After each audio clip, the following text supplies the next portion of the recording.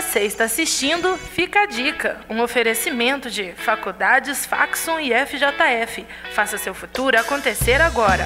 Scum, sua nova rede social de descontos e benefícios. Olá pessoal, todos devem estar aí esperando já as provas do PISM. Meu nome é Evilásio, eu sou professor de Física e a gente está aqui no quadro Fica a Dica, no Encaderna, para poder dar umas dicas para vocês. Bom, já para o pessoal do PISM 2, a gente vai dar uma olhadinha na primeira lei da termodinâmica.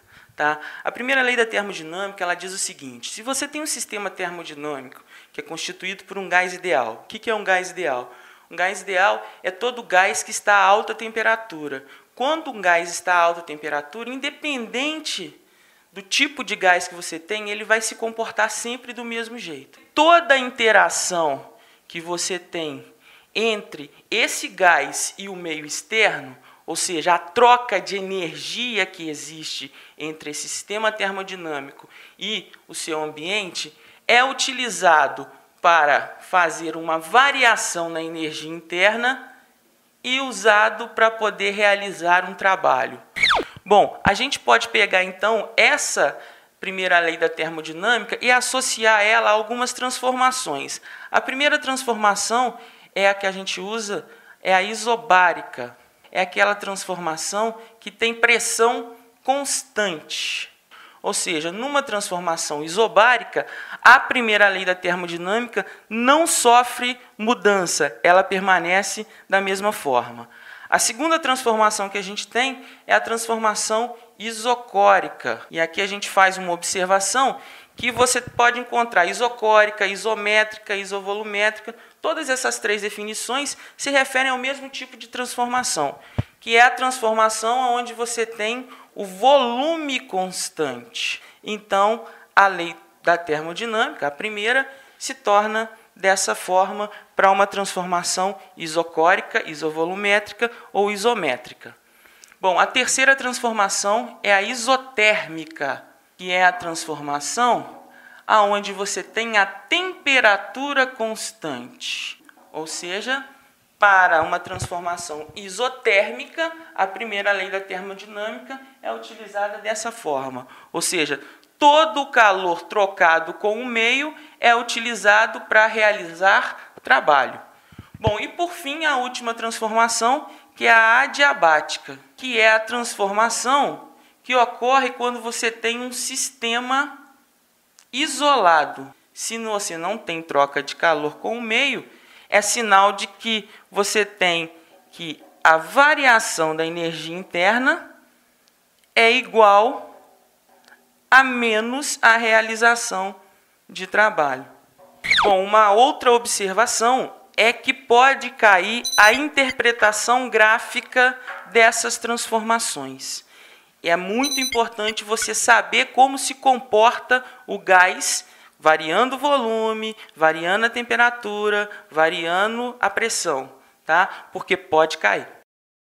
Bom, para você do PISB 3, a gente vai dar uma olhadinha nos resistores, que pode cair, ou a parte conceitual também é bem importante você ter na cabeça, porque isso vai te ajudar a resolver algum problema de circuito.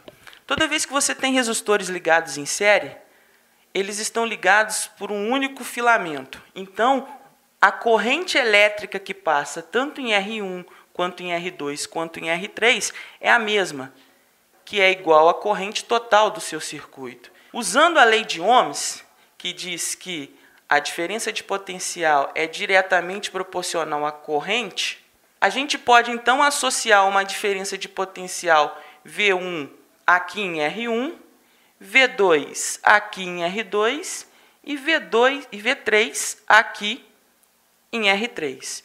A soma desses potenciais me dá a DDP total do meu circuito. Tá? Com isso, a gente consegue calcular a resistência equivalente, que é apenas uma soma algébrica de todas as resistências envolvidas no meu circuito.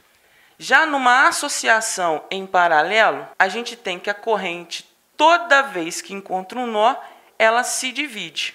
E se divide proporcionalmente às resistências que ela encontra. Então, na associação em paralelo, a corrente total é a soma da corrente que passa em cada um dos seus resistores. Então, a DDP de uma associação em paralelo é igual para o resistor 1, para o resistor 2 e para o resistor 3. Logo, o resistor equivalente nessa associação é calculado como sendo a soma dos inversos de cada um dos resistores. Outra dica bem importante é que você pode ter uma associação mista. E para resolver uma associação mista, você sempre começa a resolver da parte mais interna, da associação mais interna, para a associação mais externa. 3 dicas gerais. A primeira dica: física não é só cálculo. Para resolver um problema de física é necessário que você conheça bem a teoria e interprete bem o exercício, para que você possa fazer a associação da teoria com o que está se pedindo no exercício. Bom, a segunda dica: não resolva exercícios que você ainda não tenha feito, ou que você não tenha como buscar a solução desse exercício, porque isso pode gerar dúvida, e ir para a prova com dúvida é a pior coisa. E nos dias que antecedem a prova, faça sempre atividades prazerosas, para você poder descansar, relaxar a mente, porque com a mente relaxada, o raciocínio lógico funciona melhor. Ok? Fica aí a dica. Muito obrigado e boa sorte a todos.